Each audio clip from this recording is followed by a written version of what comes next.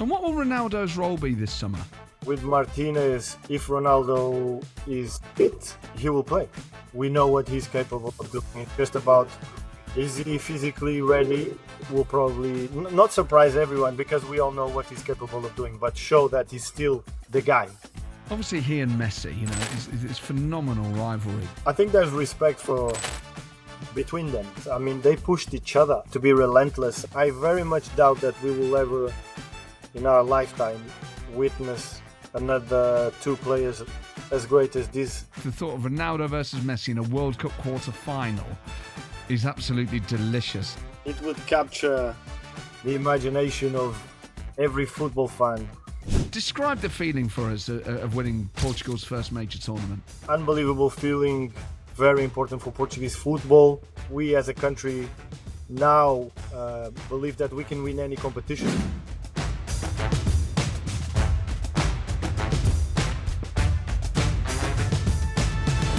Hello, I'm Matt Forde from talkSPORT. This is How to Win the World Cup.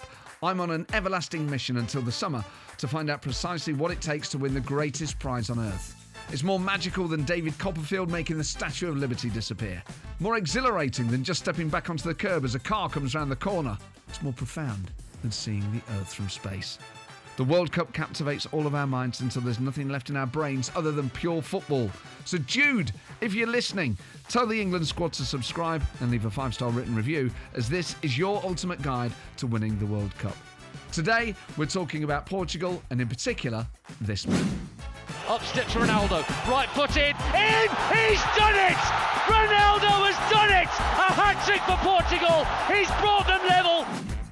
I'm delighted to say that our guest today is former Portugal defender and Euro 2016 winner, Jose Fonte. And I'm delighted to be back alongside Alex Brooker. Alex, welcome back to the show. Thank you for having me, mate. In a lovely Mexico shirt. Yes, I've gone back to my Mexico gear. They do Mexico. Great merch. Can't get enough of it. They don't know if I'm right, the crest's different. Yeah. Lovely, isn't it? So they've changed the crest. Yeah, they have. Do you remember the one they had at 98 World Cup? Yeah, I loved it. Incredible shirt. But imagine if we changed from the Three Lions. Yeah, I don't think that would go down too well. There'd be riots. So we're talking about Portugal today. You're a guy who likes a Nando, so I guess you're kind of... You understand the people. Yeah. There's nothing that makes you feel closer to a nation. Didn't Nando start in South Africa? It may have done, but it's meant to be Portuguese, is it? Yeah, it is, yeah. Is it? Mm. What's your Nando's order?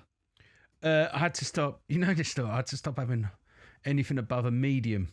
I wasn't allowed anything above a lemon and herb at last leg because it gave me a bad gut during the show. So they were like, look, no more spicy Nando's before the show. So they wouldn't. I was only told to have lemon and herb, okay, or mango and lime, or peri tamer. So when you're doing live TV, yeah, you're not allowed the spicy stuff. No, but when I'm at home, like extra hot, yes, double chicken pitta, oh yeah, cheddar, go on, cheddar cheese on it, and then chips and coleslaw. Nice. What about macho peas? I like macho peas. I've started having them because I'm trying to be on a health kick. So I've been having butterfly chicken, the broccoli, and the macho peas. I used to like the sweet potato mash. Yeah, I'm not against it. Let us know your top Nando's order. Get in touch, win the World Cup at talksport.co.uk. So as I said, we're talking about Portugal. Yeah. Obviously, not that long ago, they were our nemesis. Do you still think of them in those terms? A little bit. I still think there'd be a bit of needle there, wouldn't there, if we played them at some point at the World Cup. Especially if it's Ronaldo. Yeah, 100%. I still, after what he done, I still haven't forgiven him for the old getting Rooney sent off. Yeah, but he's just what a footballer. I still haven't forgiven him for that free kick against Arsenal in the Champions League. Like, in 2009, broke my heart. Just unbelievable. Almunia with like weaker wrists than me. But yeah. This will be Ronaldo's 6th World Cup. Incredible. He's 41. How old are you? I'm 41. Oh my God. Yeah. I mean, I'm 43 and I look old enough to be his dad. But the thought that you could play in the World Cup, do you know what I mean? Mate. You're born the same year. Honestly, the bloke's incredible. The thought of playing it, I mean, any sort of elite sport 41, let alone playing in a World Cup. also it's a desire to just keep going. At some point, you know, like, do you ever do like a bit of, if you do anything that's remotely strenuous and you go, God, I could do it for beer now. Oh, And it's sunny, you go, I'll tell you what, like anything remotely strenuous, you go, I deserve a beer for doing that. But the fact that he's been at the top for so long, won everything, and still he's like, no, I want to keep doing that. I don't want to knock it on the head and just, go out, spend my money and, I don't know, I bet he never has a treat. go to Magaluf or whatever. Do you think he's ever even had a dairy milk? Nah. I bet he didn't get any Easter eggs. I bet he didn't want them. I bet he said no. No. Got a World Cup to train for. Get me a bag of carrots instead. But do you remember when he first came over? When he first came to United? And it was like, he was tricky, but still, like, I mean, I never imagined the levels, him and Messi, the levels are ridiculous. He was very flashy, wasn't he? And he didn't quite have the final product yet. So there's lots of stepovers and mucking about, but he hadn't yet developed. The story of Arsenal Arsenal went to get him, didn't they? And then United played Sporting in a pre-season friendly and Ferguson went and got him because he offered him more money. And it's like, oh man, what could have been? Imagine if you'd have had Ronaldo. What could have been? Remember Arsenal nearly signed Maradona? So have you ever heard that? No. Yeah. But the Football League wouldn't let him do it because there was you had to get Football League permission to sign players from abroad. And he'd handled the ball against. They were like, nah. They weren't having it. Not after the hand of God. Nah. So Ronaldo, for you, is he a goodie or a baddie? Goodie. Still a goodie just for what he's done. Really? Yeah. Because he winds me up.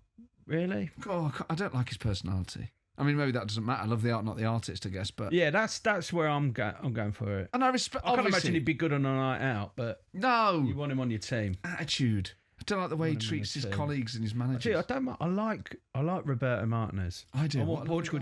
Roberto Martinez, by the way, nicest smelling bloke I've ever been around. I interviewed him when I was a football journalist. He was Swansea manager. Yeah. And I did the post-match interview with him. Smelt incredible. That's what I wanted my first question to be. What are you wearing? Okay, so it wasn't like his natural odour. It was a cologne that he applied. Whatever, yeah, but never smelt a scent like it Can since. you try and describe the smell? Just success. But was it fresh? Oh, the success. Yeah, it was fresh and sweet. Weren't like a brute kind of heavy, peppery, heavy gear. It was it was lovely. Where do you sit on the Ronaldo v Messi debate? Messi. Are you? I prefer the way he plays football.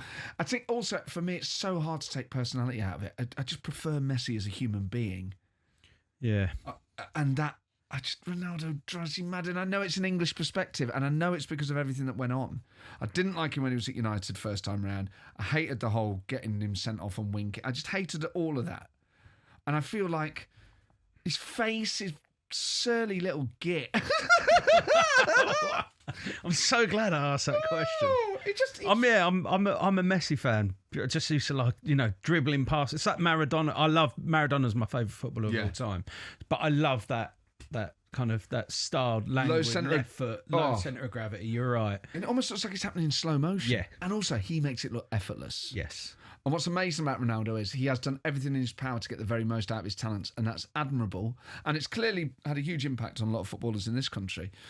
But Messi, there is something about the fact that he is kind of unfashionable looking and he's a bit of a weird body shape, and yet he can just pull off these magical moments that make us all smile. That's lovely.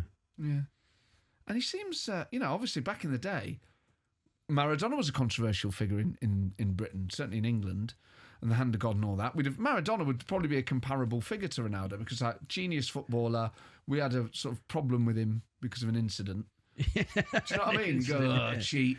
Yeah. Whereas the rest of the world doesn't care about that. I do quite like about Ronaldo is I can imagine if he's playing football with his kids in the garden, he's really taking it. It's like, I'll beat him like 10-0. Oh, I bet he cuts them in half. Even if he plays them on FIFA, he's like, right. Imagine the intensity. Yeah. And I bet he brings that to everything. Yeah. Meal times, bedtimes, sticking him in front of an iPad. Just like, chill out, Cristiano. Yeah. I bet he's got no attention span. Bet he can't watch a film. No. Bet Messi can. Well, on that note, Brace yourself for more analysis of that ilk, because we are joined by a very special guest indeed. We are joined by Portugal defender and Euro 2016 winner, Jose Fonte. Sometimes ask that question to myself, why me and not another one? Why do you think it is? You have to be charismatic, people have to feel some connection with you.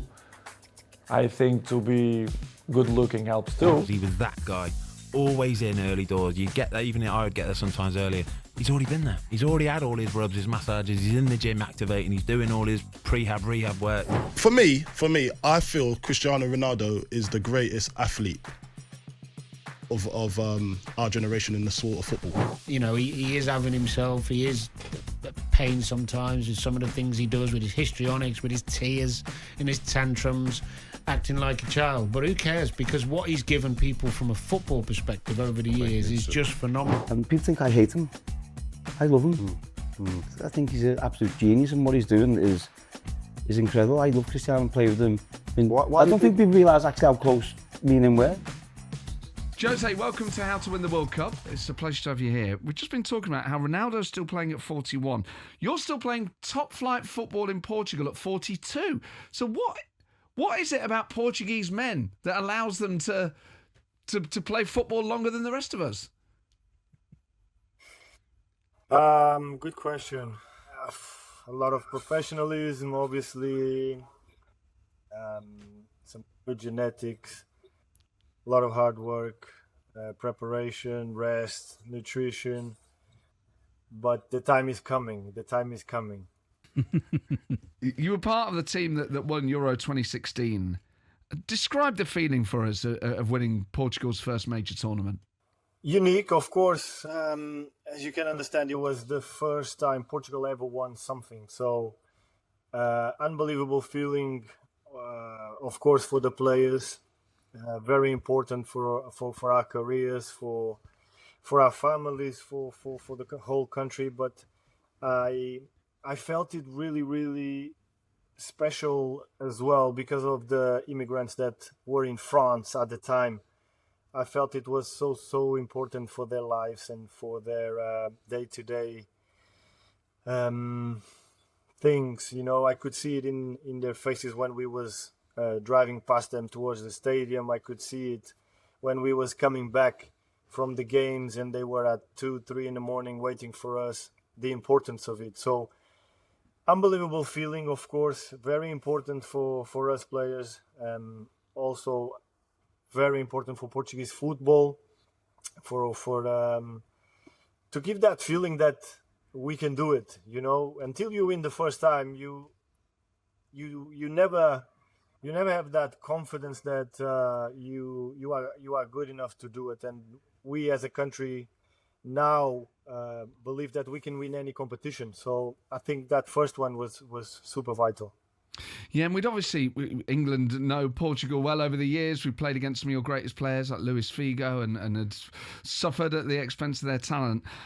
Where does Ronaldo rank then? Because it feels like he, not single-handedly, but he was such an instrumental individual in helping you as a country take that next step. I mean, what more can we say about Cristiano? I think he's been a massive inspirational figure in football, not only in Portugal, obviously, where everyone idolizes him, but around the world. I mean, he's done it. He's done it all. He's won everything. He's competed with Messi for everything.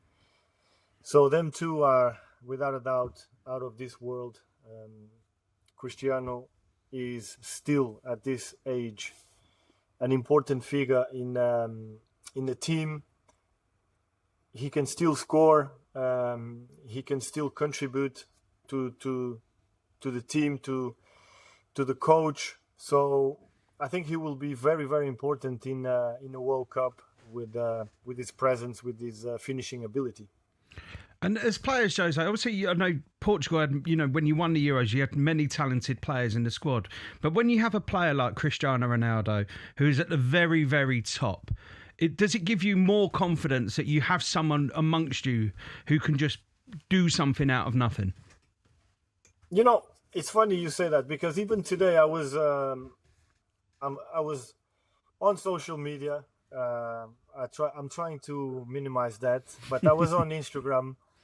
Unfortunately, I was spending a little bit of time on Instagram while I was doing a massage, and I saw a video where Marcelo was saying that during their time in Real Madrid, Cristiano used to say, "To hold it for 15-20 minutes, I'll score the first goal, I'll take care of it." And as you can imagine, to have someone that can give you that confidence and that belief and that calmness that he's going to sort it out, it's massive. All we have to do, and all we had to do as well back in the day, was making sure we were solid, making sure we gave them the opportunity to go in finishing games. So I'm sure that he'll be looking to, in this World Cup, prove that he's still someone that is very, very dangerous and that people have to deal with. What's he like as a bloke? He's a great guy. I mean, he's, as you can imagine, he's very competitive, obsessed about winning, about hard work, about being the best. Only like that, I believe, you can compete so many years at the highest level and win so many trophies. You've got to be obsessed with the work. You've got to be obsessed with wanting to win. So credit to him for having this capacity of, not letting the foot off the pedal. He's just on it all the time. You first encountered him at 13 when you were in the Sporting Academy together. Could you tell then that he was going to have the sort of career that he's ended up having? Well, I'm not going to say that we all saw it coming, but it's undeniable that he was already a few steps above most of all of the other players. You saw first the talent. He was already very, very talented, as you can imagine, and as you record for sure. When he arrived in Man United, he was a very skillful, tricky, loved his dribbles, energetic player. And when he was 13, 14, 15, that's what we saw, someone that, wow, this guy is not like the others. He's definitely different. He's fast, he's skillful, he can play with left, he can play with right, shoot with both. So he was definitely someone that was already like, wow, this guy is on another level. Apart from that, we was hearing stories that he was being caught in the gym at 11, 12 at night, trying to get stronger, trying to outwork everyone. And that's unheard of. I've never heard about a boy going to the gym at that time of night and wanting to work and wanting to already be best. And what's it like having him around? Because obviously, he's an elite athlete. He's got very clear opinions on the game, and that can put managers' noses out of joint or teammates' noses out of joint. Is he seen effectively as a de facto manager within the camp, and people are okay with that? Well, I can only speak from what we encountered, and with us, it was just an inspirational guy. We saw him work out. We saw him being an example, being the first, always, trying to show the way in working. And I found him very, very inspirational. I tried to listen to what he had to say, because at the time he was at the highest level. He was probably the best player in the world, scoring 50, 60 goals a season. And you try to see what he eats. You try to see how he goes and works in the gym. You try to see what he does after training, before training. So for us players, I thought that we had someone there that could show us something completely different. And does he have a life away from football? Does he have any hobbies? I'm sure he does. I know that now he likes a lot paddle. but he's a cool guy. I mean, I remember once we had to do a commercial in Spain, and we went for dinner. We had a great time. I mean, he enjoys his time with his friends, with his family. I'm sure that he has a few hobbies that I don't know about, but yeah, he's just a cool guy, normal guy that loves to live life and have a great time. And Jose, I remember like when Portugal won the Euros, it was almost like for a little while they kind of almost went under the radar a little bit. They weren't. I remember going into the tournament, it wasn't seen as Portugal were overwhelming favourites to win, and in fact, actually, you got off to like it took the team a while to get going in the tournament. Is it a case of in a major tournament? Was there a moment when you all really started to believe that you could do it? You're absolutely right. It was gradual. The coach, Fernando Santos, at the time, he started to plant the seed into 2014 when he came in to be the manager of Portugal. As soon as we had the first meeting, he said it. We will win the Euros 2016. Our objective is to win the Euros. Obviously, us as players were like, okay, we all have that dream, of course, but the fact that he was already planting the seed and instilling and talking about it and repeating it on our subconscious, we were like starting to believe. And then after we had a tough group stage, yes, where we drew all games. Once we overcome Croatia, I think it shifted the momentum. It shifted everything. We really started to think we can go all the way, at least to the final. So it just builds up. You know, obviously it's luck of draw sometimes because you have to be in the right side of the draw. It's always important to, you know, we're not going to lie. Obviously, you want to say, no, we will beat every single team, the hardest, the strongest, whatever. But in a tournament like this, it's also important to be on the right side of the draw. So, like I said, we build that momentum. We just started to believe and to overcome each step. And by the time we faced Wales in the semis, we knew that we was going to do the job, and we was going to go to the final. It's not always about the draw. I mean, we thought we had a good one against Iceland, and look how that turned out. Looking ahead to this summer then, Jose, how do you think Portugal are going to do? It's tough. It's tough. I see so much talent in the team. I see players that can, you know, control a game, players that can score. We have a great bunch of players. The question is, can we be solid? Can we have what we had in 2016, a team spirit that was unbelievable, a competitiveness that was unbelievable, a hunger to participate and to have 1 minute, only 1 minute. We was ready. We was working super hard in all training sessions. Everybody wanted to contribute. And was that team spirit there at the start of the tournament, or did that develop as the results started to come? It started the first day we got to the training center.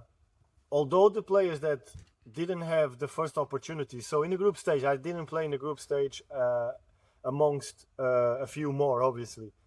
But that didn't mean that in training sessions after the games, we weren't trying to show the coach that we were there. You know, we were knocking on the door. And the competitiveness of the training sessions and the aggressiveness that we put into them training sessions made the coach job super hard, I think. And even the players that were playing were looking and were saying, Jesus, these guys are not letting down. These guys really want to, to contribute. And having that spirit in the team, I think it's it's very important because it also pushes the guys that are playing, and you build that energy, that culture of wanting to win and wanting to help the team. So we have the quality, no doubt. Now can we replicate and have that mentality, the winning mentality? I think we can, obviously. What's it like when you're at a tournament and you're not getting played as much as you would like? Obviously, you're desperate to get on and represent your country at that level. Do you ever go to the manager and say, why aren't you picking me? Or are there times when you're not selected, but you can understand why the guy ahead of you was? Well, everything goes through your head, of course, but the best way to show the manager that he needs to give you an opportunity, it's showing him in training that you are undeniable, that he needs to go to bed and think, Jesus, I need to find some minutes for this guy because he's relentless. He's like, he's telling me that I need to pick him. Because if you sulk, you don't train well, you are making the manager's decision very easy. So in my eyes, of course, if you have the opportunity to have a chat with him and you are respectful in a positive and constructive way, obviously have a conversation with him. Ask perhaps, what can I do or what am I doing wrong to not be in the team, or to be in the team, of course. And that's all as a player I think that you can do. So your group at the World Cup is Uzbekistan, the Democratic Republic of Congo and Colombia. So without sort of wanting to tempt you into a too confident a prediction, I mean, do you look at that and think that Portugal should at least top the group? Yes, I think we have to assume to be favourites in this group. We have to go top of the group. I think the boys know that. Having said that, it's banana skins, isn't it? Yeah. These games are never easy. You're expected to win. Everybody's excited to be in the World Cup. So we've got to approach these very careful and very serious with a good mentality, competitive mentality to go into the job. And what will Ronaldo's role be this summer? I think the manager already said what his role is going to be. I think with Martinez, if Ronaldo is fit, he will play because we know he can score. We know he can be, especially in and around the box. We know how lethal he still is. So I think he will have a lot of minutes. If he arrives maybe with not within the rhythm that is necessary, maybe he'll come on. But he'll definitely be in and around the team and be involved and contributing with presence. And I can imagine if he wasn't playing, Cristiano Ronaldo is very much the sort of player who would be showing what he's got in training and banging on the manager's door to get into the team. Well, the good thing is, does he really need to show anything to anyone? I mean, it's probably the best player to ever play the game. So we know what he's capable of doing. It's just about, is he physically ready? I think he is preparing for the World Cup, knowing the guy and knowing the mentality that he has.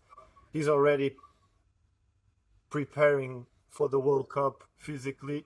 He's already within his program to arrive at peak level for the World Cup and to be a player that will probably not surprise everyone because we all know what he's capable of doing, but show that he's still the guy. Obviously, he and Messi, it's phenomenal rivalry that's gone on for a prolonged period of time. Would he ever mention him? Do you know what he thinks of him? I think there's respect between them. Obviously, there's conversations, and he's an intelligent person. You have to acknowledge the greatness of the other guy, and I think it was also what pushed him to work so hard and to try to beat every record, to score so many goals and to be important and to win trophies, to be relentless. I mean, they pushed each other. It's unbelievable. I very much doubt that we will ever, in our lifetime, witness another two players as great as these two guys for so long. I think we must appreciate what these two players did for football and for so many young kids that were inspired by them. It's unbelievable that they've managed to score year after year and win year after year so many trophies, and it's unbelievable. And out of the two of them, why do you think Messi is the better? You wish. Do you think...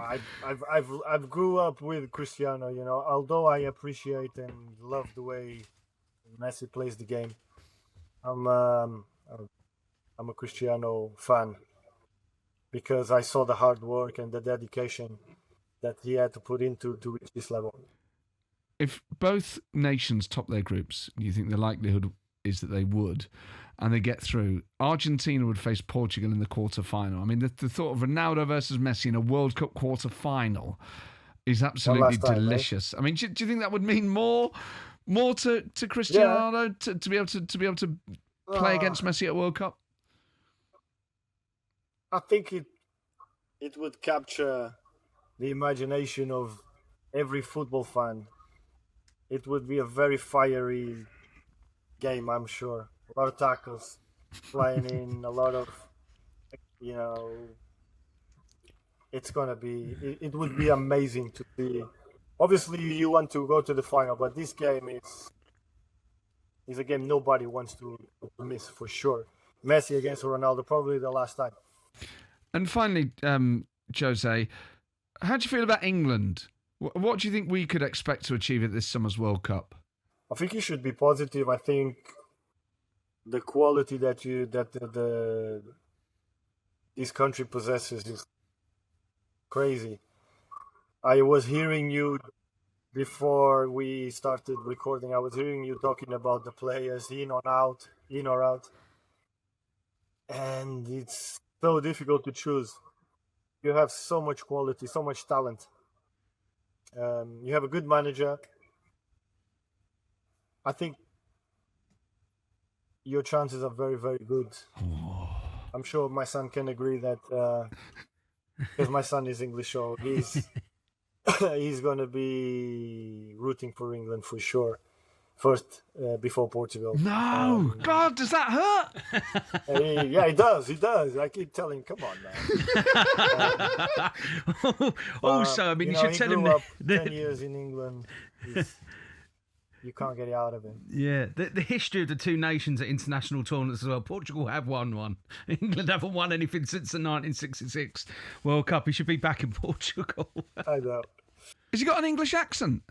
Yeah, so I played in England for 10 years or something. Met my wife there, and my kids were born in England. They went to school in England. When I moved to France and lived in France for 5 years, they stayed in England because of school. So the kids identify obviously with England more than any other place.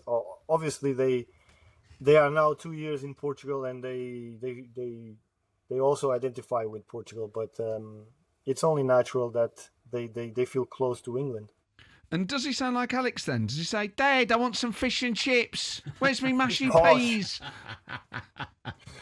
Likes his English breakfast tea all the time. His fish and chips.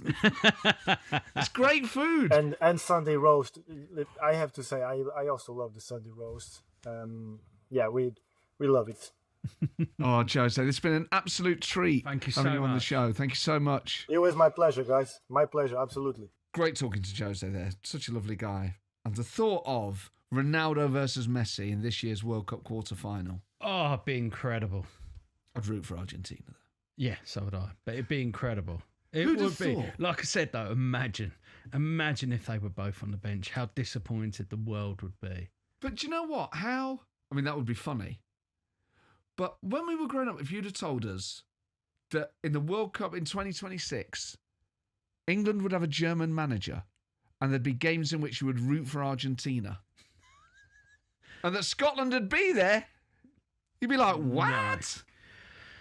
No. I found it quite interesting what Jose was saying about the fact that we'll probably never see two players going like Messi and Ronaldo again in our lifetime. Actually, I think he's right. He's bang right. Like all the kind of, if you think of the Ballon d'Or winners, since you think of there's no two players that stand out that are going head to head. That's true. Like that. Like kind of just the numbers as well. The sheer numbers. Haaland's numbers admittedly are ridiculous. Yeah. But apart from that, there's no, Kane's at Bayern Munich are outstanding. Okay, so apart from Haaland and Kane, that disproved the theory. But there's not that, it's not that. They haven't been doing it against each other for years and years and That's years. right. So we're not going to still be talking about Haaland v Kane in 5 years' time. They true. haven't been doing it pretty much the majority of their careers. These rivalries are highly unusual. Yeah. We have to treasure them. Treasure it. And we pick sides. Yeah. It's important to like one and absolutely hate the other. Okay, today's celebrity question comes from talkSPORT's very own former England and Villa striker, Gabby Agbonlahor. Hi guys, Gabby Agbonlahor here. I know you've been talking about Ronaldo today. My question for both of you is, who is one player from an opposing team that you hate and why? Okay, I don't want to just narrow it down to one. I'm happy to do 50 or 60. You've got 10 minutes on this. God, Paddy Kenny used to drive me mad, the Sheffield United goaler, Richard Keogh. Savage! Robbie Savage when he was at Derby. Oh! Oh my God. Even though I've since met him and I really think he's a top bloke, Teddy Sheringham when he was at Spurs, I've only ever had one dream, genuinely one dream, where I played for Arsenal, and in that dream I still remember Teddy Sheringham got me sent off. He dived, said that I'd studied him, and I remember in the dream I had AstroTurf boots on. And I was like, I don't even have studs, and he got me sent off. So that was the dream I had. So it led to this impromptu hate. Also, he always used to score against us. And he's good looking. Yeah. Those great, dimples. and he is a great bloke. Oh. And Forest legend, United legend. But when he was still playing, was another one. This is the point. I met Robbie Savage once, and he was lovely. But I'm not thinking about him as a person. He was a wind-up merchant at Derby. You just think, I can't not Keogh at Derby. And I've heard a lot of like Danny Mills when he played for Man City. Like I was Danny Mills was another one, but again, since met him, he was all right.